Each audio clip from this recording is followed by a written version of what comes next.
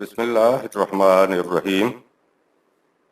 تلخیص دروس القرآن، مطالب الفرقان، سورہ آل عمران، آیت نمبر 52۔ تفسیر القرآن بالقرآن از علامہ غلام احمد پرویز صاحب۔ اخذ و تلخیص محمد اکبر دکشت بھارتواج۔ نظر ثانی ڈاکٹر انعام الحق۔ آیت نمبر 52۔ فلما أحس عيسى منهم الكفر قال من أنصاري إلى الله قال الحواريون نحن أنصار الله آمنا بالله واشهد بأننا مسلمون۔ جب حضرت عیسیٰ علیہ السلام نے یہود کی مخالفت کو محسوس کیا تو انہوں نے اپنے رفقا کی جماعت کو بلایا، خطرہ سے آگاہ کیا اور کہا کہ بتاؤ تم میں سے کون میرے اس خدائی مشن میں مددگار ہوگا؟ انہوں نے بیک زبان کہا کہ ہم آپ کے رفیق و مددگار ہوں گے، ہم اس مشن کی صداقت پر پورا یقین رکھتے ہیں اور آپ دیکھ لیں گے کہ ہم آپ کی کس طرح عادات کرتے ہیں۔ انقلاب کے لیے حضرت عیسیٰ علیہ السلام کی آواز اور حواریوں کا جواب۔ فلما احس عیسیٰ منہم الکفر، سورۃ 3 آیت 52۔ جب حضرت عیسیٰ علیہ السلام نے محسوس کیا کہ ان کی طرف سے ایک بڑی سرکشی کی چیز آنے والی ہے، احسا کے معنی ہے کہ ایک چیز اندر تو بہت عرصے سے ترتیب پا رہی ہو لیکن محسوس شکل میں ابھر کر وہ بہت دیر کے بعد آئے، یعنی مخالفین اندر ہی اندر سازشیں تو بہت دیر سے کر رہے تھے لیکن سازش کو عملی پیکر عطا کرنے کے لیے یہ اب باہر نکلائے۔ حضرت عیسیٰ علیہ السلام کو محسوس ہوا کہ اب ہو سکتا ہے کہ اعلانیہ ان کے ساتھ ٹکراؤ ہو۔ فلما أحس عيسى منهم الكفر قال من أنصاري إلى الله سورۃ 3 آیت 52۔ ایسے موقع پر اس نے آواز دی کہ کون ہے تم میں سے جو خدا کے پروگرام میں میری مدد کرنے کے لیے اٹھے۔ نظر آتا ہے کہ کوئی بہت بڑا پروگرام سامنے ہے جس کے لیے اپنی جماعت سے کہا جا رہا ہے کہ اب تک تو تم جو اتباع کرتے چلے آئے ہو تو وہ کوئی اتنا زیادہ دشوار گزار نہیں تھا۔ حضرت عیسیٰ علیہ السلام کے جواب میں حواریوں نے کہا، قال الحواريون نحن أنصار الله حواریوں نے کہا ہم ہیں خدا کے پروگرام کے لیے تمہارے ساتھ۔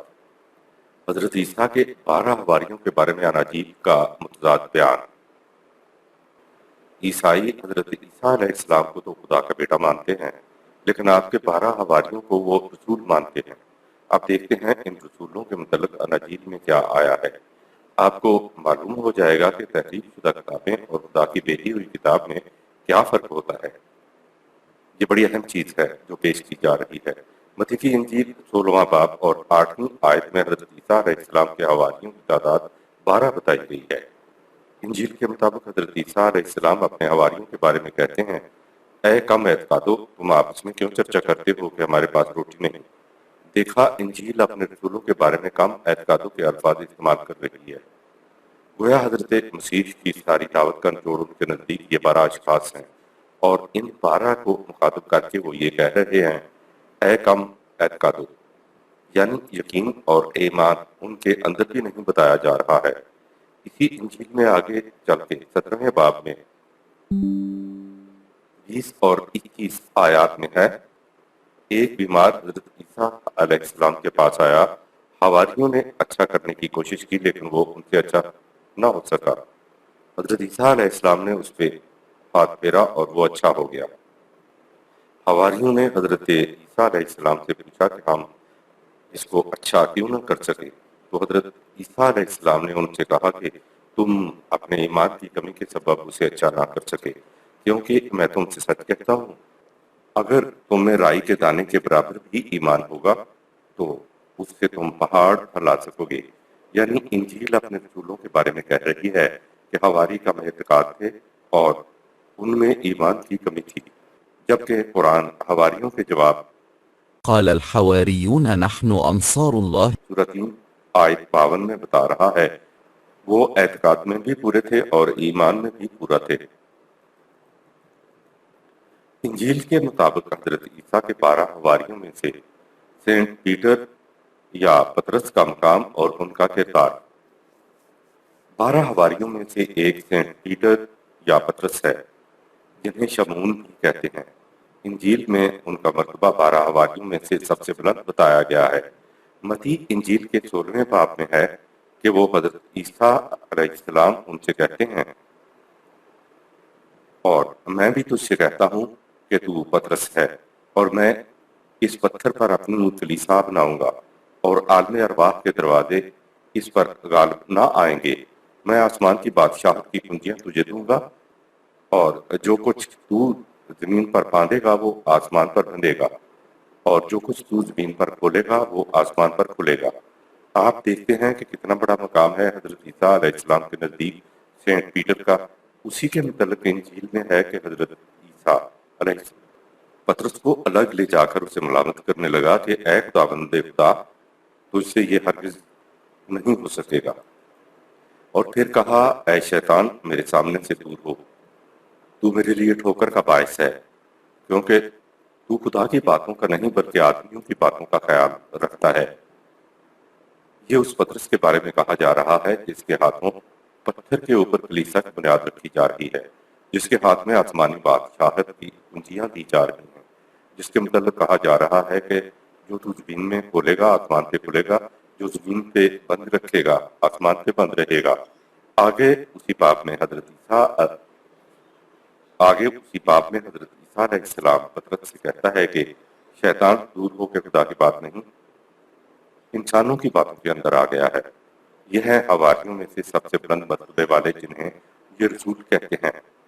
ان کے مطابق ان کے بلند مرتبے والے کا یہ حال ہے تو پھر دوسروں کا کیا حال ہوگا؟ پطرس کے علاوہ 11 حواریوں کا حضرت عیسیٰ علیہ السلام سے کیا جانے والا وعدہ۔ عیسائیت جنہیں اپنے رسول کہتی ہے یعنی 12 حواری، تو ان میں سے ایک کے بارے میں تو یہ کہتی ہے کہ اس نے تو حضرت عیسیٰ علیہ السلام کو بیچ ہی دیا تھا۔ اس کے بعد حضرت عیسیٰ علیہ السلام کو جب وہ پکڑنے والے آئے تو باقی 11 کے 11 مسیح علیہ السلام کو تنہا چھوڑ کے بھاگ گئے تھے۔ اور یہ پطرس جس کا بلند ترین مقام بتایا جاتا ہے اس کے متعلق خود انجیل کے 26واں باب کی 21 آیت میں ہے کہ پطرس رات کی دعوت کے بعد باہر زیتون کے پہاڑ پہ لے گئے، وہاں ان کو سرمن دیا گیا اور یسوع نے حواریوں سے کہا کہ تم سب اسی رات میری بابت ٹھوکر کھاؤ گے۔ پطرس نے جواب میں کہا کہ سب تیری ٹھوکر کھائیں گے لیکن میں کبھی ٹھوکر نہ کھاؤں گا۔ یسوع نے اس سے کہا کہ میں تجھ سے سچ کہتا ہوں کہ اسی رات مرغ کے بانگ دینے سے پہلے تو 3 بار میرا انکار کرے گا۔ پطرس نے اس سے کہا اگر تیرے ساتھ مجھے مرنا بھی پڑے تو بھی تیرا انکار ہرگز نہ کروں گا۔ اور سب شاگردوں نے بھی اسی طرح سے کہا، یعنی پطرس نے بھی ایسا ہی کہا اور باقی شاگردوں نے بھی یہی بات کہی۔ پطرس کے متعلق حضرت عیسیٰ علیہ السلام کہتے ہیں کہ تو مرغ کے بانگ دینے سے پہلے میرا 3 دفعہ انکار کرے گا، اور وہ کہتا ہے کہ میں بالکل ہرگز ایسا نہیں کروں گا۔ 2 ہی ورق کے بعد اسی باب میں لکھا ہے کہ حضرت مسیح کو پکڑ کر کمرے کے اندر لے گئے۔ پطرس باہر چھینے میں بیٹھا ہوا تھا کہ ایک لونڈی اس کے پاس آ کر بولی تو بھی یسوع کے ساتھ تھا۔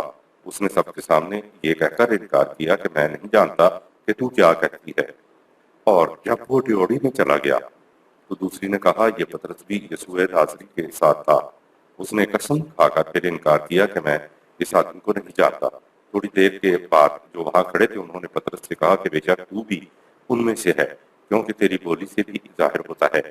اس پر وہ لعنت کرنے لگا اور قسم کھانے لگا کہ میں اس آدمی کو نہیں جانتا، اور 3 بار انکار کے پھر فور بعد مرغ نے بانگ دی۔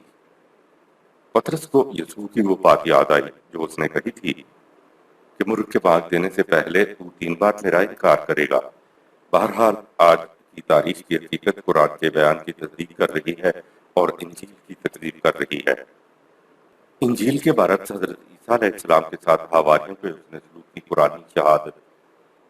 قرآن نے حضرت عیسیٰ علیہ السلام کی آواز پر حواریوں کا قول نقل کیا ہے کہ قال الحواريون نحن أنصار الله آیت نمبر 52۔ حواریوں نے کہا کہ ہم خدا کے پروگرام کو آگے بڑھانے میں تمہارا ساتھ دیں گے، لیکن انجیل حواریوں کا کردار اس سے مختلف بتا رہی ہے۔ یہ ہے فرق تحریف شدہ کتابوں میں اور خدا کی اصلی کتاب کے اندر۔ اور قرآن کا یہ اتنا عظیم ظرف ہے کہ رسولوں کے متعلق ہی نہیں، رسولوں کے ساتھیوں کے بارے میں بھی ان کے کردار کی شہادت دے رہا ہے۔ قرآن 2 لفظوں میں ساری بات کہہ گیا ہے۔ ایسے نازک وقت میں رسول کا پکارنا کہ بتاؤ تم میں سے کون ہے جو ایسے نازک وقت میں میرا ساتھ دیتا ہے، تو صلح حدیبیہ کے موقع پر بیعت رضوان کا واقعہ سامنے آ جاتا ہے، جب کہا تھا کہ اے میرے ساتھیو، اب مکے والوں سے ٹکراؤ ہوتا نظر آ رہا ہے، اور وہ وقت آ گیا ہے جس کے انتظار میں اس وقت تک ہم نے یہ گھڑیاں گنی ہیں، بتاؤ کون میرا ساتھ دینے والا ہے۔ ہر ایک نے اڑ کے رسول اللہ صلی اللہ علیہ وسلم کے ہاتھ کے اوپر ہاتھ رکھ دیا تھا۔ حواریوں کے متعلق قرآن کی شہادت یہی تو ہے کہ انہوں نے بیک زبان کہا کہ ہم آپ کے رفیق و مددگار ہوں گے، ہم اس مشن کی صداقت پر پورا یقین رکھتے ہیں، اور آپ دیکھ لیں گے کہ ہم آپ کی کس طرح اطاعت کرتے ہیں، یعنی ہمارا سر آپ کے اطاعت کے لیے ہمیشہ تسلیم خم ہوگا۔ اگلی آیت میں حواریوں کے بارے میں قرآن مزید شہادت پیش کر رہا ہے۔ آیت نمبر 53۔ ربنا آمنا بما أنزلت واتبعنا الرسول فاكتبنا مع الشاهدين۔ انہوں نے حواریوں نے خدا کو حاضر ناظر جان کر اقرار کیا کہ ہم اس ضابطۂ حیات پر ایمان لائے ہیں جسے تو نے نازل کیا، ہم اس مقصد کے لیے تیرے اس رسول کا اتباع کریں گے، تو ہمیں ان لوگوں کے زمرے میں شمار کر لے جن کی زندگیاں اس قسم کے اقرار اور ایمان کی جیتی جاگتی شہادت ہوتی ہے۔ آیت نمبر 54۔ وَمَكَرُوا وَمَكَرَ اللَّهُ وَاللَّهُ خَيْرُ الْمَاكِرِينَ۔ مخالفین نے حضرت عیسیٰ علیہ السلام پر ہاتھ ڈالنے کے لیے بڑے خفیہ طریقے اور تدبیریں شروع کر دیں، اور ان کے مقابلے میں خدا نے اپنے قانون کے مطابق عیسیٰ علیہ السلام کے بچانے کے لیے اسباب و ذرائع پیدا کر دیے، اور ظاہر ہے کہ خدا کے تجویز کردہ طریقے بہت نو بہتر ہوتے ہیں۔ مکر اردو میں تو مکر و فریب اور بہانہ سازی کے معنوں میں آتا ہے، لیکن عربی زبان میں مکر اس تدبیر کو کہتے ہیں جو بڑی ہی لطیف و نازک اور خفیہ ہو۔ تدبیر برے کام کے لیے بھی کی جاتی ہے اور اچھے کام کے لیے بھی کی جاتی ہے، لیکن وہ بڑی لطیف اور خفیہ ہوتی ہے۔ مکر انہوں نے ایک خفیہ تدبیر کی، ایک خفیہ سازش کی۔ آگے ہے مکر اللہ، سورہ 3 آیت 54۔ اللہ نے بھی ان کے مقابلے میں ایک خفیہ تدبیر کی۔ تمام تدبیر کرنے والوں میں سے خدا سب سے بہترین تدبیر کرنے والا ہے۔ اردو زبان میں مکر کا فعال مکار ہے جس کے اچھے معنی نہیں ہیں۔ اب اگر مکر اللہ کے اردو والے معنی لیے جائیں تو کیا اللہ معاذ اللہ مکار ہے؟ الفاظ دوسری زبان میں آ کے اپنے اوریجنل معنی بدل دیتے ہیں۔ مکروا مکر اللہ واللہ خیر الماکرین، سورہ 3 آیت نمبر 54۔ انہوں نے ایک خفیہ تدبیر کی اور اللہ نے بھی ایک خفیہ تدبیر کی، اور اللہ ہے ہی تمام تدابیر کے کرنے والوں میں سے بہترین تدابیر کرنے والا۔ خدا نے بات نہیں بتائی کہ کیا ہوا تھا اور کیا تدبیر کی تھی۔ تاریخ کی تفصیل میں جانا قرآن کا منصب نہیں ہے، یہ تاریخ کی کتاب نہیں ہے، لیکن اصل بات یہ کر جاتا ہے۔ نبی اکرم صلی اللہ علیہ وسلم کا زمانہ آ جاتا ہے، مکے کی زندگی کے آخری دن آ گئے، اور قرآن خود یہ کہتا ہے۔ وَإِذْ يَمْكُرُ بِكَ الَّذِينَ كَفَرُوا۔ سورہ 8 آیت نمبر 30۔ دیکھیے یہاں وہی لفظ یمکرو آیا ہے کہ اے رسول تیرے خلاف مخالفین نے ایک تدبیر کی۔ رسول اللہ صلی اللہ علیہ وسلم کے خلاف قرآن نے تدبیر یہ بتائی کہ لِيُثْبِتُوكَ أَوْ يَقْتُلُوكَ أَوْ يُخْرِجُوكَ۔ سورہ 8 آیت نمبر 30۔ یا تو تمہیں نظر بند کر دیں گے، قید کر دیں گے، یا تجھے قتل کر دیں گے، یا تجھے یہاں سے نکال دیں گے۔ یہ تھا مخالفین کا یمکر کہ وہ اندر بیٹھے ہوئے خفیہ سازشیں کر رہے تھے۔ نبی اکرم صلی اللہ علیہ وسلم کی طرح حضرت عیسیٰ علیہ السلام بھی کسی دوسرے مقام کی طرف ہجرت کر گئے، دیکھیے رسول اللہ صلی اللہ علیہ وسلم کے لیے بھی وہی الفاظ ہیں جو حضرت عیسیٰ علیہ السلام کے لیے آئے ہیں۔ ويمكرون ويمكر الله والله خير الماكرين. سورہ 8 آیت نمبر 30۔ انہوں نے بھی ایک تدبیر کی، سازش کی، اور اس کے مقابلے میں خدا نے بھی ایک تدبیر کی، اور خدا تمام تدبیر کرنے والوں میں سے سب سے بہترین تدبیر کرنے والا ہے۔ رسول اللہ صلی اللہ علیہ وسلم کے متعلق خدا کی تدبیر یہ تھی کہ مکہ سے راتوں رات ہجرت کرا کے دوسرے مقام مدینہ لے گئے۔ سورہ نمبر 17 آیت نمبر 1۔ ہم سمجھتے ہیں کہ یہی کچھ حضرت عیسیٰ علیہ السلام کے ساتھ ہوا ہوگا۔ حضرت عیسیٰ علیہ السلام اور رسول اللہ صلی اللہ علیہ وسلم دونوں کے لیے واللہ خیر الماکرین سورہ 8 آیت نمبر 30 اور سورہ 3 آیت نمبر 54 میں آئے ہیں۔ رسول اللہ صلی اللہ علیہ وسلم کے بارے میں خدا کی خفیہ تدبیر یہ تھی کہ آپ صلی اللہ علیہ وسلم ان کے ہاتھ نہ آئیں، ان کی گرفت سے پہلے ہی یہاں سے ہجرت کر کے کہیں اور چلے جائیں۔ لہٰذا ہم سمجھتے ہیں کہ حضرت عیسیٰ علیہ السلام کے لیے بھی خدا نے یہی تدبیر اختیار کی ہوگی، اور حضرت عیسیٰ علیہ السلام ہجرت کر کے کہیں اور منتقل ہو گئے ہوں گے۔ یہ ہے وہ بات جس کے لیے قرآن نے آگے چل کر کہا ہے کہ انہوں نے نہ اس کو سلیب دی اور نہ قتل کیا، یعنی وہ ان کے ہاتھ ہی نہیں آئے تھے، جس طرح نبی اکرم صلی اللہ علیہ وسلم ان کی تدبیر کے باوجود ان کے ہاتھ ہی نہیں آئے تھے، تو حضرت عیسیٰ علیہ السلام بھی ان کے ہاتھ نہیں آئے تھے، وہ ہجرت کر کے کہیں اور منتقل ہو گئے تھے۔ یہود کی سازش یہ تھی کہ آپ کو پکڑا جائے، عدالت میں مقدمہ چلایا جائے، کفر کا فتویٰ صادر کیا جائے، پھر یہ رومنز کے خلاف بغاوت کرنے کا بھی ایک جرم عائد کیا جائے، اور موت کا فتویٰ صادر کر کے گورنر سے اس کی منظوری لے کر ان کو سلیب دی جائے، تاکہ بنی اسرائیل دیکھ لے کہ جو شخص سلیب پر لعنتی موت مرا ہے وہ کس طرح خدا کا رسول ہو سکتا ہے۔ لیکن قرآن اگلی آیت میں حضرت عیسیٰ علیہ السلام کو تسلی دے رہا ہے کہ اذ قال اللہ یا عیسیٰ انی متوفیک سورہ 3 آیت 55، گھبراؤ نہیں، یہ تمہیں پکڑ کے قتل نہیں کریں گے، تو اپنی طبعی موت مرے گا۔ عیسائیوں کے ہاتھوں یہودیوں کی تباہی کی داستان عبرت جسے سلیب کا واقعہ کہتے ہیں، اسے زیادہ عرصہ نہیں گزرا تھا کہ عیسائیوں کی حکومتیں قائم ہو گئیں اور یہودی عیسائیوں کے غلام بن گئے، حتیٰ کہ 70 عیسوی میں اتنی بڑی یلغار کا ایک سیلاب آیا ہے کہ ٹائٹس کی زیر کمان یہود کے ہیکل، یروشلم اور یہودیوں کے تمام مقدس مقامات کی اینٹ سے اینٹ بجا کے رکھ دی گئی، اور ایک یہودی بھی یروشلم فلسطین میں باقی نہیں رہا۔ انہیں چن چن کر نکال باہر کیا گیا، اور اس کے بعد یہودی زمین میں ذلیل اور خوار کی حیثیت میں رہے۔ قرآن نے کہا کہ اگر انہیں کہیں پناہ ملی تو پھر انہی عیسائیوں کے پھینکے ہوئے ٹکڑوں کی وجہ سے پناہ ملی۔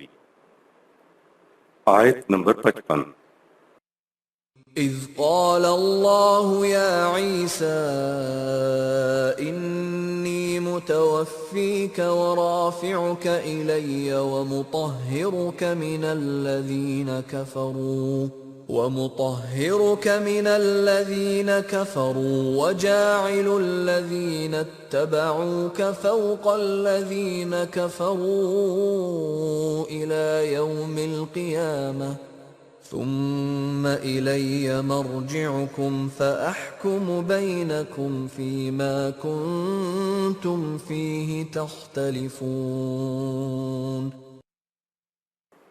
جب اللہ نے کہا کہ اے عیسیٰ علیہ السلام تم اطمینان رکھو، میں تجھے طبعی موت دوں گا اور میں تیرے مدارج بلند کرنے والا ہوں، اور مخالفین نے جو الزامات تمہارے خلاف تراشے ہیں ان سے تمہاری بریت کر دوں گا۔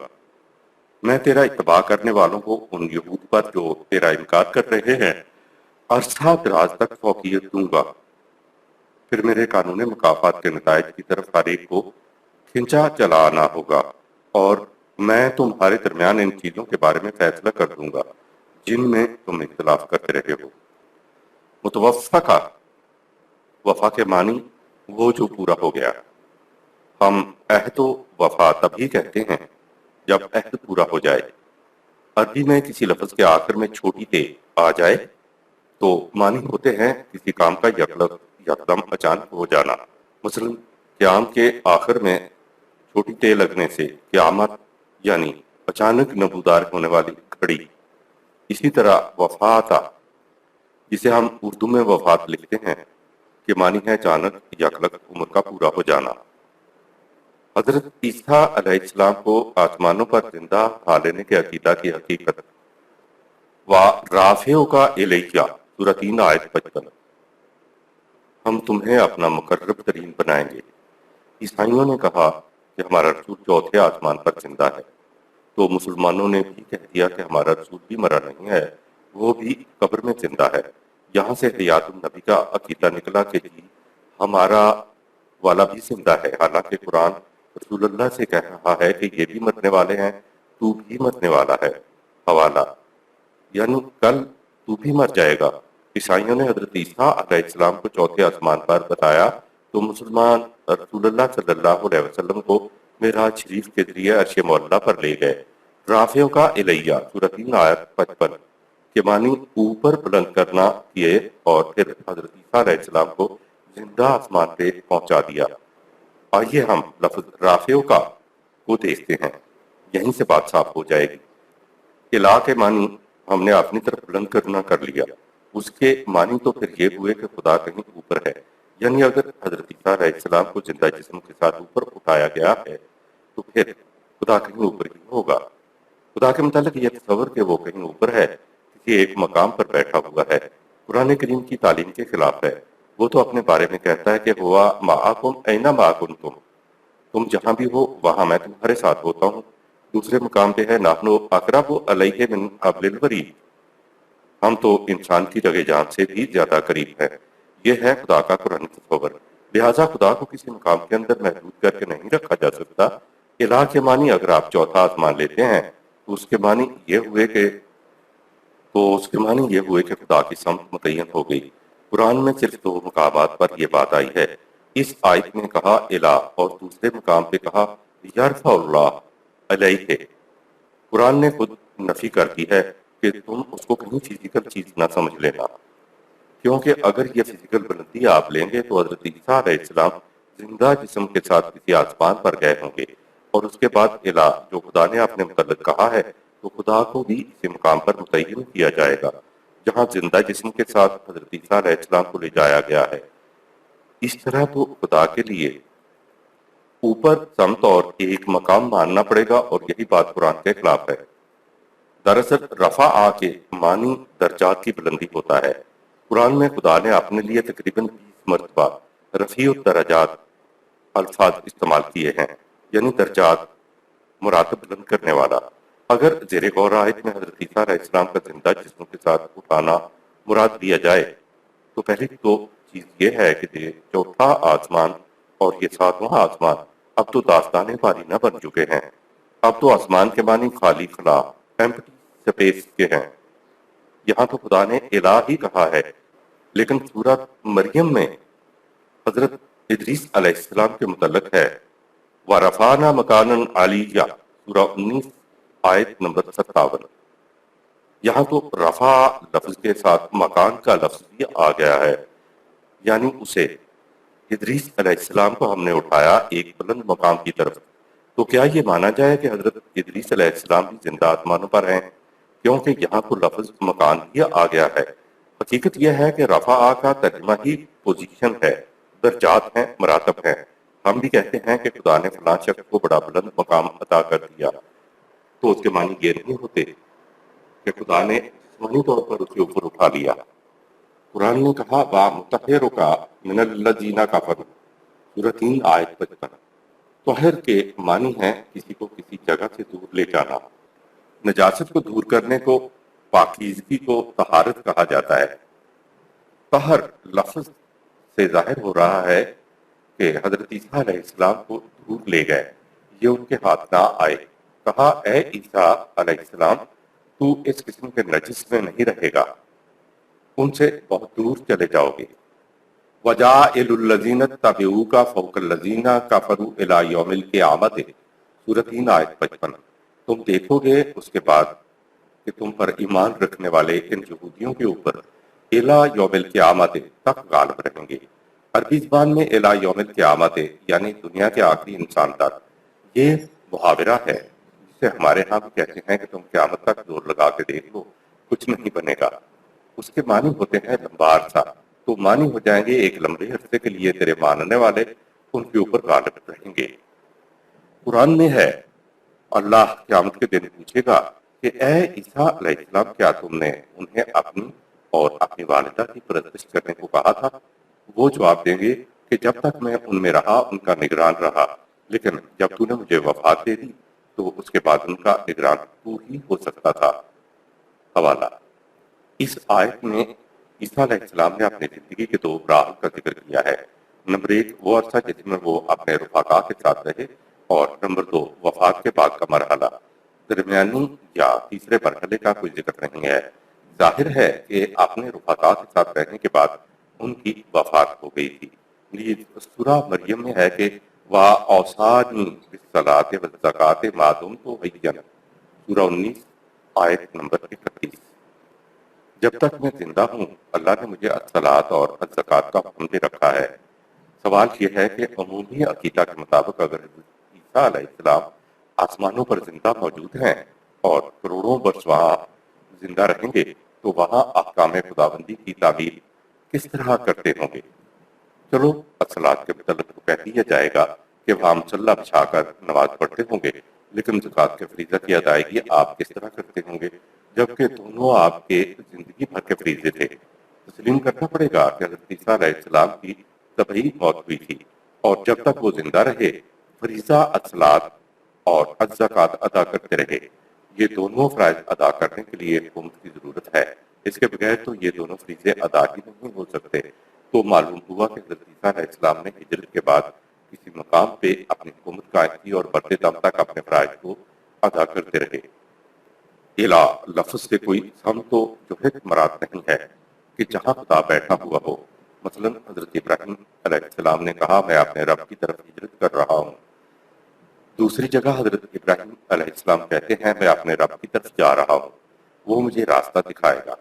ظاہر ہے کہ حضرت ابراہیم علیہ السلام ہجرت کر کے آسمان کی طرف تشریف نہیں لے گئے تھے، بلکہ وہ ایسی جگہ چلے گئے تھے جہاں وہ خدائی پروگرام کو آزادانہ تکمیل تک پہنچا سکیں۔ رفع کے معنی بلندی مدارج ہیں۔ مثلا نرفع درجات من نشاء، سورہ 12 آیت نمبر 76۔ ہم اپنی مشیت کے مطابق بلند درجات عطا کر دیتے ہیں۔ اور وَرَفَعْنَا لَكَ ذِكْرَكَ، سورہ 94 آیت نمبر 4۔ ہم نے تیرے ذکر کو بلند کر دیا۔ وَلَوْ شِئْنَا لَرَفَعْنَاهُ بِهَا وَلَكِنَّهُ أَخْلَدَ إِلَى الْأَرْضِ، سورہ 7 آیت نمبر 176۔ ہم چاہتے تھے کہ اپنی تعلیم کی روح سے اسے بلند مقامات عطا کر دیتے، لیکن وہ زمین کی پستیوں کے ساتھ چمٹ گیا۔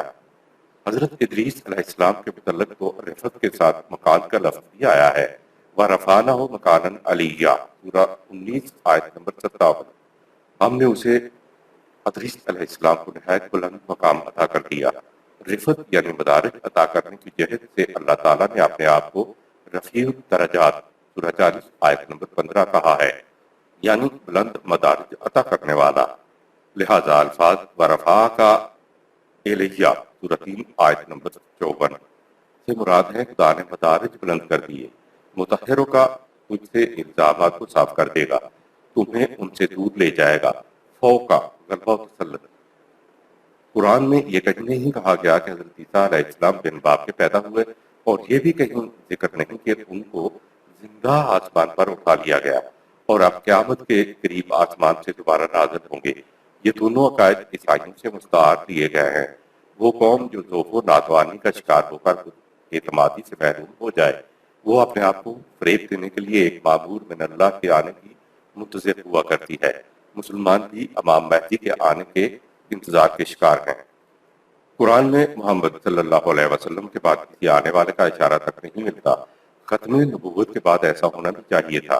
یہودیوں کے ہاں صلیب پر موت لعنتی موت تصور کی جاتی تھی، اس لیے حکام کے ساتھ بھاگ باز کر کے حضرت عیسیٰ علیہ السلام کو صلیب کی موت کا یہودیوں نے فیصلہ کیا۔ اس پلان کو اللہ تعالیٰ نے مکر، سورہ 3 آیت 53 سے تعبیر کیا ہے۔ قرآن کے مطابق انبیاء کے لیے جب حالات نہایت نازک ہو جاتے تھے تو انہیں ہجرت کا حکم مل جاتا تھا۔ اور یوں انبیاء کو بچا لیا جاتا۔ مثلا خدا اپنے بندے کو راتوں رات مکہ سے مدینہ کی طرف لے گیا، سورہ 17 آیت نمبر 1، جبکہ قریش محمد صلی اللہ علیہ وسلم کے لیے قید یا قتل یا جلاوطنی کے منصوبے بنا رہے تھے، سورہ 8 آیت نمبر 30۔ اسی قسم کی ہجرت کا انتظام حضرت عیسیٰ علیہ السلام کے لیے بھی کر دیا ہوگا۔ آیت نمبر 56۔ فَأَمَّا الَّذِينَ كَفَرُوا فَأُعَذِّبُهُمْ عَذَابًا شَدِيدًا فِي الدُّنْيَا وَالْآخِرَةِ وَمَا لَهُم مِّن نَّاصِرِينَ۔ جن لوگوں نے ہمارے قوانین کی صداقت سے انکار کیا اور سرکشی کی راہ اختیار کی، انہیں دنیا و آخرت دونوں میں سخت عذاب، تباہی سے دوچار ہونا پڑے گا، اور اس تباہی سے انہیں کوئی بچا نہیں سکتا۔ کسے باشد جو قوم بھی قوانین خداوندی کی صداقت پر ایمان نہیں رکھے گی، ان سے انکار کرے گی، اسے دنیا و آخرت میں ایک دردناک عذاب دیا جائے گا، اور ان کا کوئی حامی و مددگار نہیں ہوگا۔ آیت نمبر 57۔ وَأَمَّا الَّذِينَ آمَنُوا وَعَمِلُوا الصَّالِحَاتِ فَيُوَفِّيهِمْ أُجُورَهُمْ وَاللَّهُ لَا يُحِبُّ الظَّالِمِينَ۔ اور جو لوگ ہمارے قوانین کی صداقت پر یقین رکھتے ہیں اور آئندہ بھی یقین رکھیں گے اور ہمارے تجویز کردہ صلاحیت بخش پروگرام پر عمل پیرا ہوتے ہیں، ان کی محنت کا پورا پورا بدلہ دیا جائے گا، دنیا و آخرت میں اس کے اجر میں ذرا کمی نہیں کی جائے گی۔ اور جو لوگ کسی کی محنت کے بدلہ میں کمی کر کے ظلم کے مرتکب ہوتے ہیں، اللہ انہیں پسند نہیں کرتا۔ آیت نمبر 58۔ ذَلِكَ نَتْلُوهُ عَلَيْكَ مِنَ الْآيَاتِ وَالذِّكْرِ الْحَكِيمِ۔ یہ ہے مریم اور عیسیٰ علیہ السلام سے متعلق وہ حکمت سے بھرپور تاریخی حقائق جن کا علم اے رسول تجھے بذریعہ وحی دیا جا رہا ہے۔ آیت نمبر 59۔ إِنَّ مَثَلَ عِيسَى عِندَ اللَّهِ كَمَثَلِ آدَمَ خَلَقَهُ مِن تُرَابٍ ثُمَّ قَالَ لَهُ كُن فَيَكُونُ۔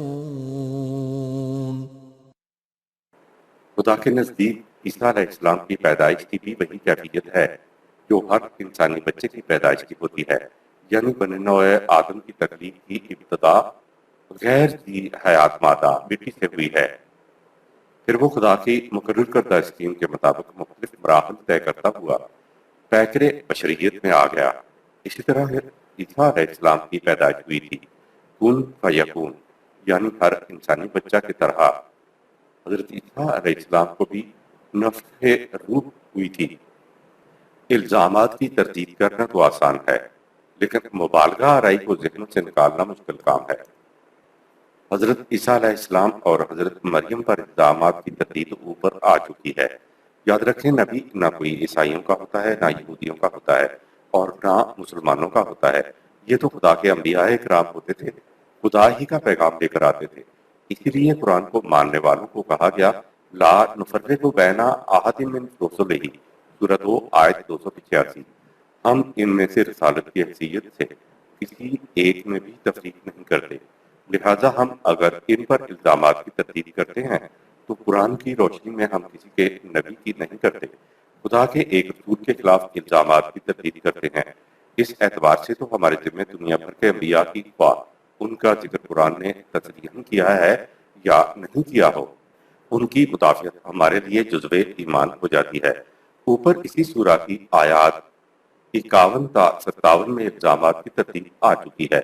جس طرح سے کسی کے خلاف جھوٹا الزام اس کی صحیح پوزیشن نہیں رہنے دیتا، اسی طرح سے اس کی پوزیشن کے متعلق مبالغہ بھی اس کو صحیح پوزیشن میں نہیں رہنے دیتی۔ جھوٹا الزام اگر تفریق ہے تو یہ مبالغہ آرائی افراد ہے۔ بانیان مذاہب کے خلاف الزامات تو کم ہی لگائے جاتے ہیں، لیکن مبالغہ آرائی قریباً ہر بزرگ کی شان میں ہوتی ہے۔ قرآن ہر انسان کو اس کے صحیح مقام پر رکھنا چاہتا ہے، صحیح پوزیشن پر ہونا ہی انسان کا شرف ہے۔ الزامات کی تردید کرنا بڑا آسان ہے، لیکن مبالغہ آرائی سے کسی کو دی ہوئی پوزیشن پر لب کشائی، پیڑوں کے چھتے میں پتھر مارنے کی بات ہے۔ آپ مبالغہ زدہ طبقے میں کہہ کر دیکھ لیں کہ رسول اللہ صلی اللہ علیہ وسلم بشر تھے، پھر دیکھیے ہوتا کیا ہے۔ رسول سے نیچے کسی سائیں شاخ کے متعلق کہہ دیجیے کہ وہ تو ہمارے ہی جیسے انسان تھے، پھر دیکھیے ان کے حلقۂ مریدین کیا کچھ کرتے ہیں۔ اینٹ اور پتھر کی بنی قبر کی طرف بیٹھ کر کے چلنے والے کو وہیں پکڑ کر اس کی طبیعت صاف کر دی جاتی ہے۔ الزامات کی تردید کے بعد اب ہم آتے ہیں مبالغہ آرائی پر۔ حضرت عیسیٰ علیہ السلام کو غل کے ذریعے، مبالغہ آرائی کے ذریعے ان کے صحیح مقام سے ہٹا دیا گیا۔ دنیا میں یہ جتنی لڑائیاں ہوتی ہیں ان کا سبب یہ ہے کہ ایک گروہ نے اپنے کسی بڑے کی شان میں جو مبالغہ آرائی کر رکھی ہے، دوسرا گروہ اس مبالغے سے ذرا نیچے اترتا ہے تو اس کو بڑے کی تنقید یا تنقیر سمجھا جاتا ہے۔ یہ ان کی شان میں گستاخی کر رہا ہے۔ عیسائیت کی بنیاد بھی اس پر ہے کہ حضرت عیسیٰ علیہ السلام بن باپ کے پیدا ہوئے اور وہ زندہ آسمان پہ اٹھائے گئے۔ اس طرح سے عیسائیوں نے حضرت عیسیٰ علیہ السلام کو عام لوگوں سے الگ کر دیا گیا کہ وہ بن باپ کے پیدا ہوئے اور انہیں ابن اللہ یعنی خدا کا بیٹا کہہ دیا گیا۔ لہٰذا جس کی پیدائش عام انسانوں جیسی نہیں، جس کی موت عام انسانوں جیسی نہیں، اس کو سپر ہیومن بنائے جانے سے کیسے روکا جا سکتا ہے؟ اسی لیے عیسائیت نے انہیں مقام الوہیت عطا کر دیا۔ یہ پہلی بنیاد اگر تسلیم کر لی جائے تو اس کے اوپر جو عمارت استوار ہوتی ہے اس کی آپ تردید ہی نہیں کر سکتے۔ عیسائیوں پر اگر آپ کوئی اعتراض کر سکتے تھے تو یہی دو چیزیں تھیں، اور کہتے کہ تم نے اپنے نبی کی شان میں مبالغہ کیا ہوا ہے تاکہ تم اس کو خدا کا بیٹا بنا سکو۔ حیرت ہے کہ ہم مسلمانوں نے بھی یہ عقیدہ بنایا ہوا ہے کہ وہ بن باپ کے پیدا ہوا اور وہ زندہ آسمان پہ اٹھائے گئے۔ قرب قیامت ان کو آسمان سے اتارا جائے گا اور اس کے بعد ان کو پھر موت آئے گی۔ اگر ہم کہتے کہ وہ ہم جیسے انسان تھے، بن باپ کے پیدا نہیں ہوئے تھے اور نہ ہی ان کو زندہ آسمان پر اٹھایا گیا، تو ہم مسلمانوں کی اس بات کا ان کے پاس جواب نہیں ہو سکتا تھا۔ اس کے برعکس ہوا یہ کہ ان کے عقائد ہمارے ہاں کی روایات کے اندر آ گئے، قرآن کی تفسیروں میں آ گئے۔ ہم ان عقائد کو اتنی شدت سے صحیح مانتے ہیں کہ ہمارے ہاں یہی عقائد جزوِ ایمان بن گئے ہیں۔ اب عیسائیوں کو ضرورت ہی نہیں رہی کہ حضرت عیسیٰ علیہ السلام کے متعلق اپنے عقائد کو صحیح ثابت کریں۔ عیسائی اگر ان دو عقائد کو نہ مانے تو وہ عیسائیت کے دائرے سے خارج ہو جاتا ہے۔ اچنبھے کی بات یہ ہے کہ مسلمان اگر اس عقیدے کو نہیں مانتا تو وہ بھی مذہبی پیشوائیت کے نزدیک اسلام کے دائرے سے خارج سمجھا جاتا ہے۔ اے مذہب اسلام کے علماء، بتاؤ تو صحیح کہ یہ عقائد قرآن کریم میں کہاں لکھے ہوئے ہیں؟ قرآنی تعلیم انسان کے بے باک جذبات کو ابھرنے ہی نہیں دیتی۔ یہ مذہب میں جذبات پر مبنی مقاماتی شوق ہوتے ہیں، جہاں انسانی جذبات بے باک ہو جاتے ہیں۔ اس لیے یہاں بڑی احتیاط کی ضرورت ہے۔ مسلمان کے سامنے قرآن ہو تو یہ انسانی جذبات کو مبالغے سے روک کر سائحوں کے اندر لے آتا ہے۔ لہٰذا جو شخص صرف قرآن کو اپنے سامنے رکھتا ہے وہ نہ صرف انبیاء کرام پر الزامات کی قرآن کریم کی روشنی میں تردید کرتا چلا جاتا ہے، بلکہ مذہب کے مبالغوں کو بھی ہٹا کر اس کو صحیح مقام پر لاتا ہے۔ حضرت عیسیٰ علیہ السلام کو جو بن باپ کے مانتے ہیں، اس سے نہ تو عیسیٰ علیہ السلام کی رسالت میں عظمت پیدا ہوتی ہے، اور جو یہ مانتا ہے کہ نہیں وہ تو اسی طرح پیدا ہوئے تھے جیسے دوسرے انسان پیدا ہوتے ہیں، تو اس سے ان کی رسالت میں کوئی کمی بھی واقع نہیں ہوتی۔ ہم نے ایمان ان کی رسالت پہ لانا ہے، نہ کہ ان غیر حقیقی چیزوں پہ۔ یہ سوال کہ خدا ایسا کرنے پر قادر ہے یا نہیں، جواب اس کا یہ ہے کہ جو خدا اس پر قادر ہے کہ پوری کائنات کو عدم سے وجود میں لا سکتا ہے تو وہ تو ہر کام کرنے کی قدرت رکھتا ہے۔ وہ تو ہر چیز پہ قادر ہے، لیکن کر سکتا ہے اور کرتا نہیں ہے میں بڑا فرق ہے۔ یہ جو کرتا نہیں ہے یہ تو خدا کے اختیار اور اقتدار کی بات ہے کہ اتنی قدرت رکھتے ہوئے بھی ہم ایسا نہیں کرتے۔ یہ جو بدیع السماوات والا سورج ہے، آیت 101 ہے کہ ہم اس پوری کارگاہ کائنات کو عدم سے وجود میں لائے، تو یہ بہت بڑی قدرت ہے، یہ بہت بڑا اقتدار ہے۔ لیکن آگے خدا کہتا ہے کہ ذرا سوچو کہ ہمارے ہاں بیٹا کیسے ہو سکتا ہے جبکہ میری بیوی ہی نہیں ہے۔ سورج ہے آیت نمبر 101۔ وہ چاہتا تو بیوی کے بغیر بھی بیٹا پیدا کر سکتا ہے، لیکن کہا کہ میری تو بیوی ہی نہیں ہے۔ صاف معلوم ہو رہا ہے کہ بیٹا یا بیٹی پیدا کرنے کے لیے خدا نے قانون بنایا ہوا ہے، اور وہ یہ ہے کہ مرد اور عورت کے اختلاط ہی سے بیٹا یا بیٹی پیدا ہوگی۔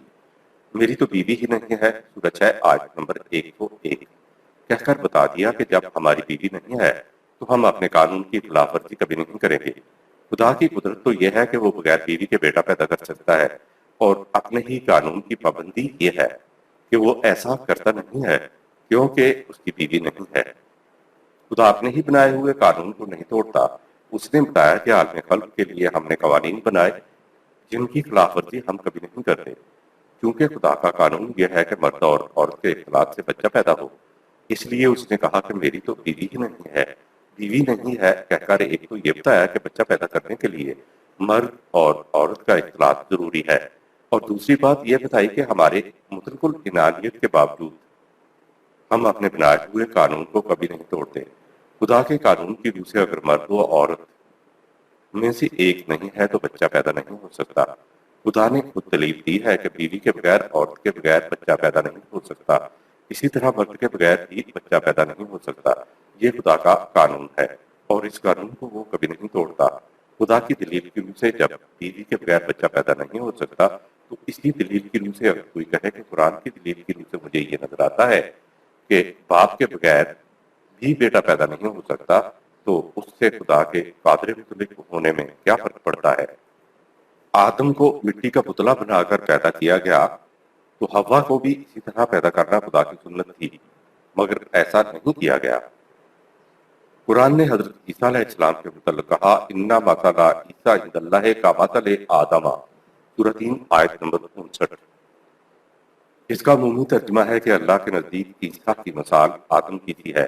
بات تو قرآن نے صاف کر دی، لیکن اس کا کیا علاج کہ ہم نے تورات کے مطابق پہلے سے ہی آدم کی پیدائش کا ایک عقیدہ قائم کیا ہوا ہے کہ پہلا فرد آدم تھا۔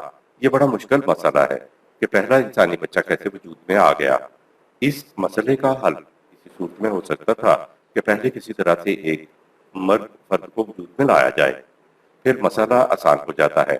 انسانی ذہن نے تصور کیا کہ پہلے فرد کا مٹی کا ایک پتلا بنایا گیا ہوگا، پھر خدا کی قدرت ظاہر کرنے کے لیے کہا گیا کہ اس مٹی کے پتلے کے اندر خدا نے روح پھونکی تو وہ پہلا فرد مرد بن گیا۔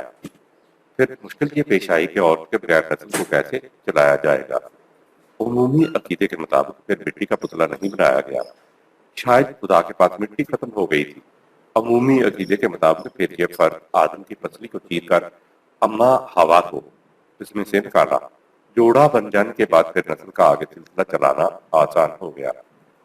سوال یہ پیدا ہوتا ہے کہ اما ہوا کو مٹی کا پتلا بنا کر کیوں نہ پیدا کیا گیا، جبکہ ہم قرآن میں دیکھتے ہیں کہ جو کام خدا ایک بار ایک طریقے سے کر دیتا ہے تو وہ اس کی سنت بن جاتی ہے، اور پھر وہ اپنی سنت کو کبھی تبدیل نہیں کرتا۔ خدا کی سنت کا تسلسل تو یہ تھا کہ اما ہوا کو بھی پتلا بنا کر پیدا کیا جاتا، لیکن ایسا نہیں کیا گیا۔ معلوم ہوا کہ نہ تو آدم کو پتلا بنا کر پیدا کیا گیا اور نہ ہی آدم کی پسلی کو چیر کر ہوا کو پیدا کیا گیا۔ ہماری پرانی دلیل یہ ہے کہ خدا اپنی سنت کو کبھی تبدیل نہیں کیا کرتا۔ یہ تورات کے بیانات ہیں، ذہن انسانی اس سے آگے سوچ ہی نہیں سکتا تھا، تو ذہن انسانی نے یہی کچھ سوچا، ہم الزام نہیں دیتے۔ ذہن انسانی یہی کچھ سوچ سکتا تھا۔ ہماری اس میں کیا کاریگری ہے کہ ہم نے یہ بات کو صحیح سمجھ لیا ہے۔ 5-6 ہزار سال کے عرصے میں انسانی علم ٹھوکریں کھاتا، کاوشیں کرتا، تحقیقات کرتا ایک مقام پہ پہنچا ہے جہاں یہ مسئلہ حل ہو جاتا ہے۔ ہم اس اعتبار سے اس دور میں advantageous position میں ہیں۔ جب انسانی تحقیق ایک حقیقت تک پہنچتی ہے تو وہ حقیقت ہوتی ہے جو 1400 سال پہلے قرآن نے بیان کی ہوئی ہوتی ہے۔ انسانی تخلیق کا مسئلہ خدا کے قانون ارتقاء کے انکشاف کے بعد اب حل ہو گیا ہے۔ قانون ارتقاء تھیوری آف ایولیوشن کے انکشاف نے بتایا کہ زندگی کی ابتدا غیر جاندار مادہ انآرگینک میٹر سے ہوئی۔ اسی کو قرآن نے تراب کہا ہے۔ قرآن نے کہا کمثل آدم خلقہ من تراب، سورہ 3 آیت نمبر 59۔ عیسیٰ علیہ السلام کی مثال آدم جیسی ہے جسے مٹی سے پیدا کیا گیا۔ یہ مٹی یعنی تراب ہی وہ غیر جاندار مادہ ہے جس سے تمثیلی انداز میں آدم اور دیگر حیوانات کی پیدائش ہوئی۔ دوسرے مقام پہ ہے وَجَعَلْنَا مِنَ الْمَاءِ كُلَّ شَيْءٍ حَيٍّ، جب مٹی کو پانی کا چھینٹا دیا جاتا ہے تو مٹی میں سے زندگی کی نمود ہو جاتی ہے۔ اسے قرآن تین لازم کہتا ہے، چپکنے والی مٹی۔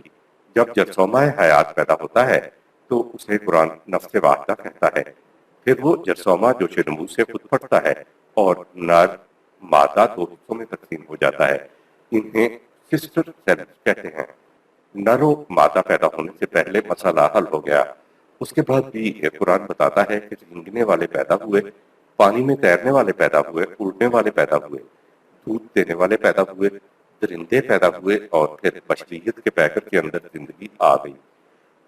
اور یہاں آنے کے بعد انسان کو صاحب اختیار و ارادہ بنا دیا گیا، یعنی یہ اختیار و ارادہ عالم امر کی ایک شے تھی جو انسان کے اندر داخل کر دی گئی۔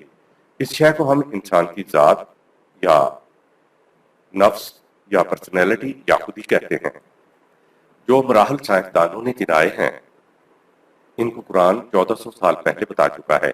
مثلا قرآن پوری نوع انسانی کو مخاطب کر کے کہتا ہے، يا أيها الناس إن كنتم في ريب من البعث فإنا خلقناكم من تراب سورہ 22 آیت نمبر 5، اے نوع انسانی اگر تم دوبارہ اٹھائے جانے کے بارے میں کسی شک و شبہ میں ہو تو تم اس پہ غور کیوں نہیں کرتے کہ ہم نے تو تمہاری پیدائش کی ابتدا تراب سے کی ہے۔ تو جو خدا بے جان مادہ سے زندگی کی نبوت کر کے انسان پیدا کر دے، اس کے لیے یہ کیا مشکل ہے کہ اس انسان کو موت کے بعد زندہ کر دے۔ دوسرے مقام پہ کہا، سورہ 22 آیت نمبر 5، اسے مٹی سے پیدا کیا گیا۔ مٹی سے پیدا کرنے کے بعد اگلے مرحلے کے لیے کہا، ثم من نطفة ثم من علقة ثم من مضغة مخلقة وغير مخلقة سورہ 22 آیت نمبر 5۔ آپ دیکھتے ہیں قرآن کڑیاں کیسے گنا رہا ہے۔ پہلے مرحلے میں تراب سے نفس واحدہ کی پیدائش کا سلسلہ، پھر نطفے سے سلسلہ چلا جس میں نطفہ ابتدا میں متشکل اور غیر متشکل حالت میں ہوتا ہے۔ آگے ہے لنبين لكم سورہ 22 آیت نمبر 5، پھر اس نے مختلف مراحل سے گزارا۔ ونقر في الأرحام ما نشاء إلى أجل مسمى سورہ 22 آیت نمبر 5، پھر تم اپنے بست پر یعنی رحم مادر میں ایک وقت مقررہ کے لیے ٹھہرتے ہو۔ آگے ہے ثم نخرجكم طفلا سورہ 22 آیت نمبر 5، پھر تم بچے کی صورت میں باہر آ جاتے ہو۔ آگے ہے ثم لتبلغوا أشدكم سورہ 22 آیت نمبر 5، پھر تم جوان ہوتے ہو۔ آپ دیکھ رہے ہیں کہ یہ تراب سے سلسلہ چلتا ہوا کہاں پہنچ رہا ہے۔ یہ ہے تخلیق آدم، یہ ہے آدمیوں کی پیدائش۔ قرآن جب خلقہ من تراب سورہ 3 آیت نمبر 59 کہتا ہے تو یہ بات نہیں ہے کہ الگ کوئی ایک فرد ہے جسے مٹی کا پتلا بنا کر پیدا کیا گیا۔ قرآن نے تو الناس سورہ 22 آیت 5 کہہ کر سارے انسانوں سے کہا ہے کہ ہم نے تم کو مٹی سے پیدا کیا، اور اس کے بعد قرآن وہ ساری کڑیاں گنا رہا ہے جن کی روح سے ایک بچہ پیدا ہوتا ہے۔ کہاں لکھا ہوا ہے کہ جسے آدم کہتے ہیں وہ ان کڑیوں میں سے نہیں گزرا۔ جسے ہم آدمی کہتے ہیں اسے عربی میں آدم کہتے ہیں، اسی کو الناس کہتے ہیں۔ مثلا تمام انسانوں سے خطاب ہے، وَمِنْ آیَاتِهِ أَنَّا خَلْقَكُم مِّن تُرَابٍ ثُمَّ إِذَا أَنْتُمْ بَشَرٌ تَنْتَشِرُونَ سورہ 30 آیت نمبر 20۔ دیکھیے یہاں بشر کا لفظ آ گیا ہے۔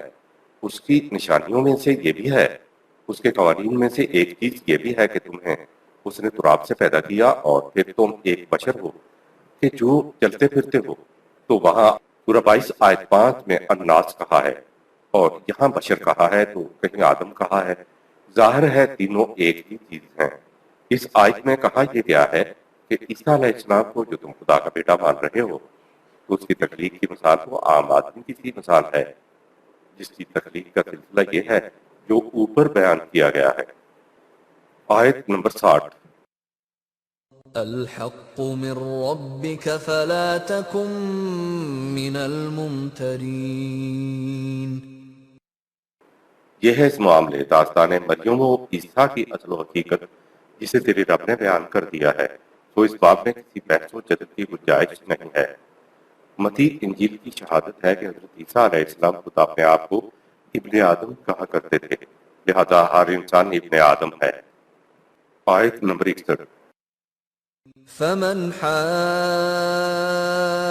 حاجك فيه من بعد ما جاءك من العلم فقل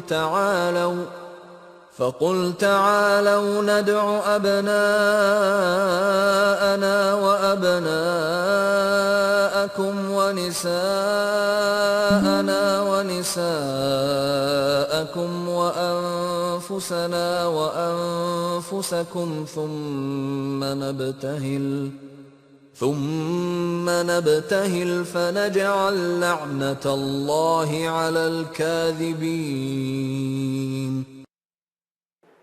اگر اس علم و حقیقت کے آ جانے کے بعد بھی یہ لوگ یوں ہی جھگڑتے چلے جائیں تو ان سے کہہ دو کہ جھگڑے کی بجائے ہماری روش یہ ہوتی ہے کہ ہم کنارہ کشی اختیار کر لیا کرتے ہیں، لہٰذا ہم اپنے آپ کو یعنی اپنے مردوں اور عورتوں سے تم سے الگ کر لیتے ہیں، اسی طرح تم بھی اپنے لوگوں کو لے کر الگ ہو جاؤ، نہ تم ہمارے معاملات میں دخل دو اور نہ ہم تمہارے معاملات میں مخالف ہوں گے۔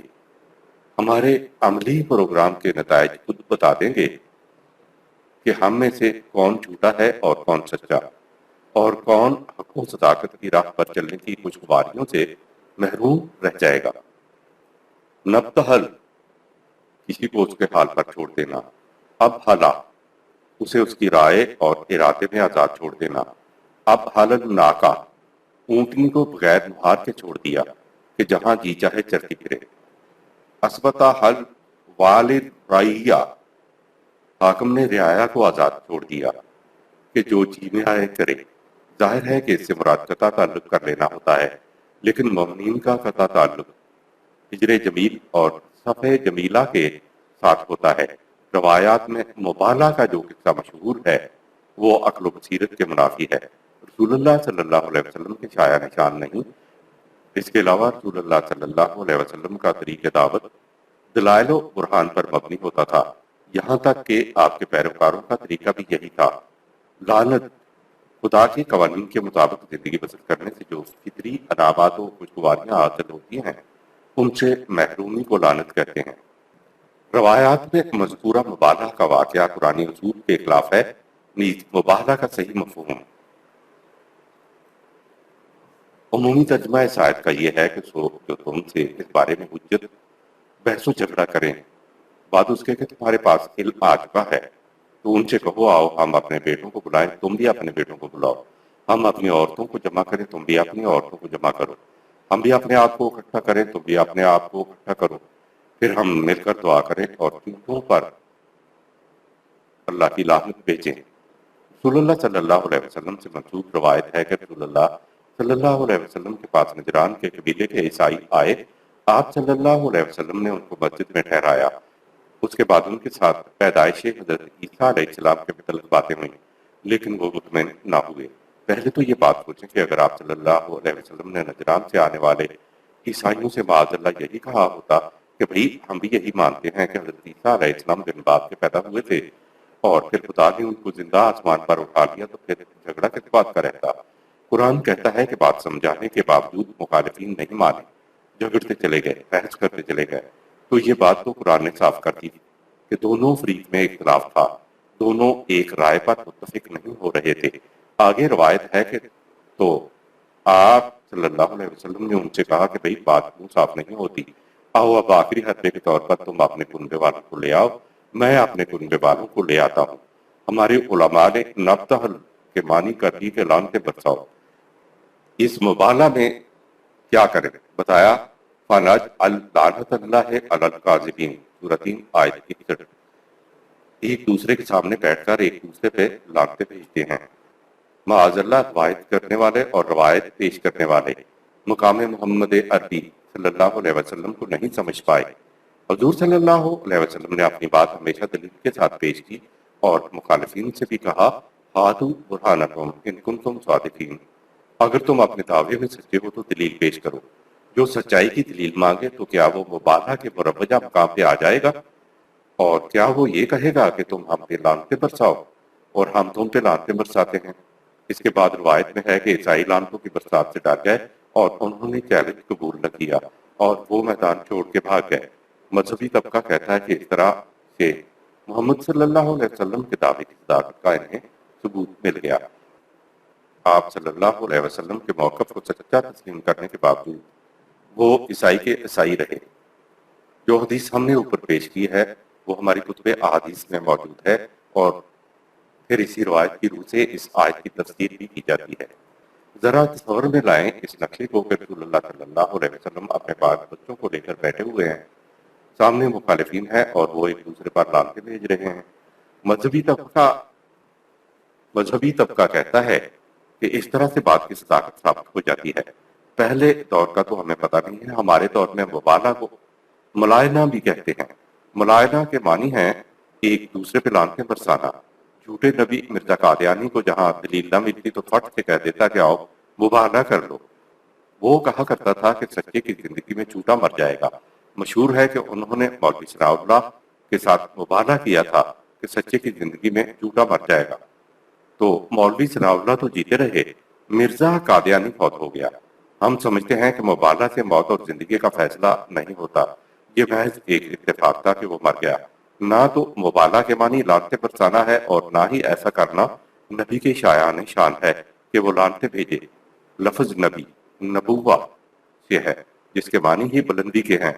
قرآنی لفظ نبتہل کا مادہ بے لام ہے اور اس کے معنی ہے کسی سے قطع تعلق کر لینا، کسی کو آزاد چھوڑ دینا، کسی سے یہ کہنا کہ بھئی اس کے بعد پھر تم اپنے راستے پر جاؤ اور مجھے اپنے راستے کے اوپر جانے دو۔ یعنی تم دلائل سے تو نہ مانے، اب ہم دونوں کی روش کے عملی نتائج بتائیں گے کہ صحیح روش پر کون ہے اور کون زندگی کی خوشگواریوں سے محروم ہوتا ہے۔ عربوں کے ہاں دودھ کو محفوظ کرنے کے لیے تھنوں پر کپڑا چڑھا دیتے تھے کہ بچہ پی نہ جائے، لیکن ایسی اونٹنی جس کی مہار بھی نہ ہو، تھنوں پر سے کپڑا بھی اتار دیا گیا ہو، تو اس طرح چھوڑ دی ہوئی اونٹنی کو ابتحال کہتے تھے۔ آج بھی عرب لا تعلق ہو جانے کو ابتحال کہتے ہیں۔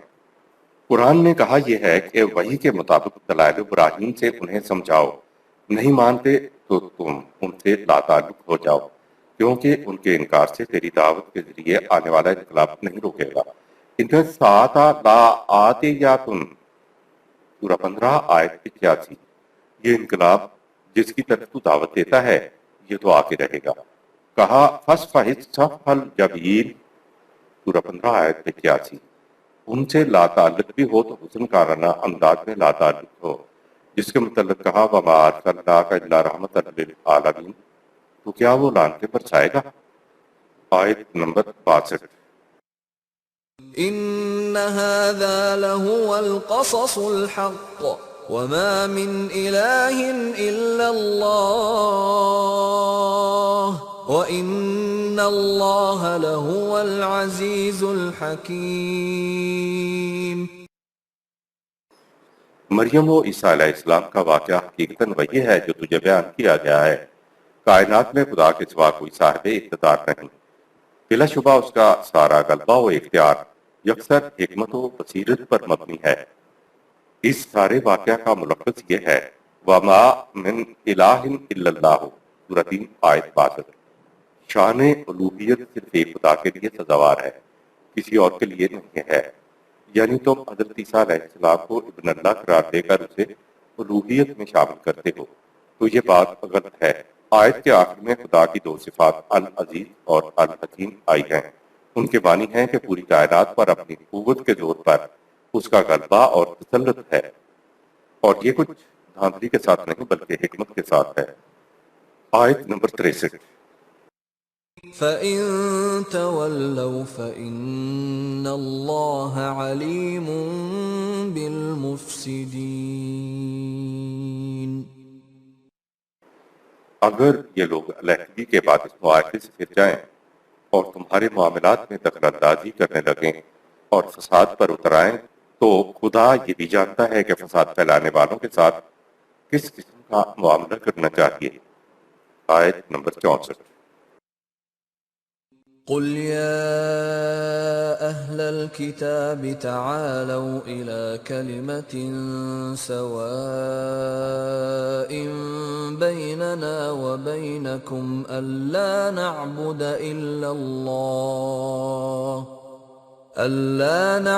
إلا الله ولا نشرك به شيئا ولا يتخذ بعضنا بعضا أربابا من دون الله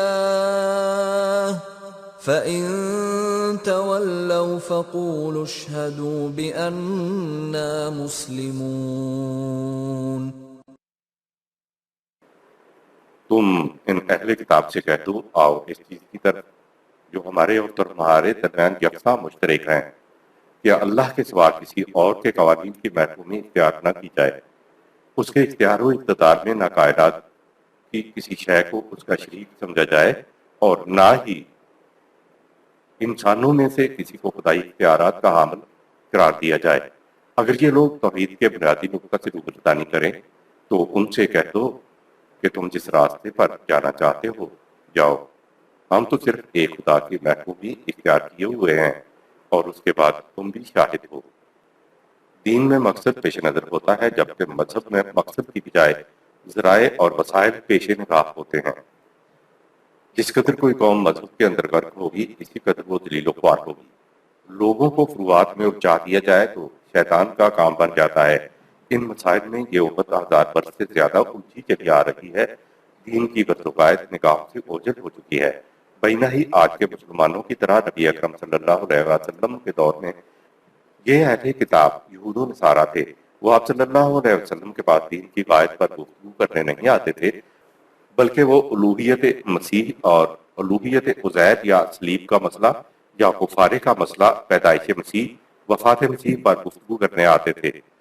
ان سے کہا گیا کہ تم ان دین کی فروعات و جزیات کو لے کے آ جاتے ہو، انہیں ایک طرف رکھو. قل يا أهل الكتاب تعالوا إلى كلمة سواء بيننا وبينكم. سورہ 3 آیت نمبر 64. ان باتوں کی طرف آؤ جو ہم میں اور تم میں مشترک ہیں. مشترکہ نکات پر ہمارا اور تمہارا اتحاد ممکن ہے. مسلمانوں کے موجودہ فرقے اللہ پر، فرشتوں پر، یوم آخرت پر، رسولوں پر اور ان کی کتابوں پر ایمان رکھتے ہیں. یہ ایمانیات ہر فرقے میں مشترک ہیں اور یہ ہیں بھی دین کی اصل و بنیاد. لیکن بنیاد مشترک ہونے کے باوجود فرقوں میں کس قدر اختلافات ہیں. اس قدر اختلافات کن باتوں پر ہیں؟ اختلافات دین کی بنیاد پر نہیں ہیں، اختلافات جزیات کے اوپر ہیں. ہمارا سارا وقت ان جزیات کی اہمیت بیان کرتے ہوئے گزر جاتا ہے. قرآن کی طرح تعالوا إلى كلمة سواء بيننا وبينكم. سورہ 3 آیت 64. کوئی نہیں کہتا کہ ان اختلافات کو چھوڑو اور دین کی بنیاد پر اکٹھے ہو جاؤ. تعالوا إلى كلمة سواء بيننا وبينكم. سورہ 3 آیت نمبر 64 کی دعوت اسلام نے اہل کتاب کو دی تھی. آج مسلمانوں کے فرقوں کے اجارہ دار آپس میں دین کی مشترک بنیاد کی طرف کبھی دعوت نہیں دیتے.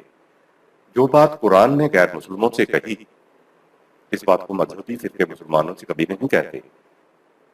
اللہ نعبد الا اللہ سورہ 3 آیت نمبر 64. خدا کے علاوہ کسی اور کو حاکم تصور نہ کرو. دیکھیے دین کی غایت اور غرض بتائی جا رہی ہے.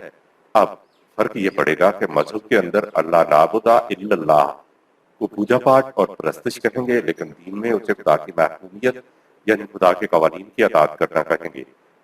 تو کہا یہ گیا ہے کہ اللہ کے سوا کسی اور کو ہم اپنا حاکم اور صاحب اقتدار تسلیم نہ کریں، یعنی حق حکومت اور قانون سازی کا اختیار صرف خدا کے لیے تسلیم کریں. یہ بات مثبت. اس کے بعد دوسری بات ہے وَلَا نُشْرِكْ بِهِ شَيْئًا سورہ 3 آیت 64. ہم دنیا میں کسی شے کو اس کی صفات میں مشترک تسلیم نہ کریں، انہیں صفات الوہیت نہ دیں. اس طرح آیت میں منفی اور مثبت دونوں پہلو آ گئے، یعنی لا الہ بھی آ گیا اور الا اللہ بھی آ گیا. کلمہ مکمل ہوا. نظر آ رہا ہے کہ باہمی اتحاد، باہمی تعاون کی کتنی مضبوط بنیاد قرآن پیش کر رہا ہے. یہاں تو آیت میں شیئن کہا گیا ہے، یعنی ہم اطاعت کے اندر اشیاء کائنات کو خدا کا درجہ نہ دیں. اس سے آگے ہے وَلَا يَتَّخِذَ بَعْضُنَا بَعْضًا أَرْبَابًا مِّن دُونِ اللَّهِ سورہ 3 آیت 64. اور نہ ہم کسی شخصیت کو خدا سے ورے خدا کا درجہ دیں۔ اشیاء بھی آ گئیں اور شخصیتیں بھی آ گئیں۔ شیئن میں پتھر اور چونے کی قبریں اور مقدس مزار آ گئے۔ جب انسان کو موت کے بعد دفن کیا جاتا ہے تو وہ شے میں شمار ہوتا ہے، انسانوں میں شمار نہیں ہوتا۔ ہندو اگر آسمانی بجلی کو اور بارش کو دیوتا مانتا ہے تو اس نے کم از کم کڑکتی بجلی برستی بارش کو تو دیکھا ہے۔ مسلمان نے تو کسی قبر یا مزار کے اندر کیا دیکھا؟ یہ عقیدہ ہی تو ہے کہ ہندو کہتا ہے کہ میں پتھر سے مانگتا ہوں، بت سے مانگتا ہوں، اور مسلمان کہتا ہے کہ میں قبر سے مانگتا ہوں۔ اور بابن من دون اللہ سورۃ 3 آیت 64 علماء اور مشائخ ہیں۔ یہ بات یاد رہے کہ دین میں نہ تو علماء کا وجود ہوتا ہے اور نہ مشائخ کا، بس خدا کے قوانین کی اطاعت نظام کے سربراہ کی سربراہی میں کی جاتی ہے۔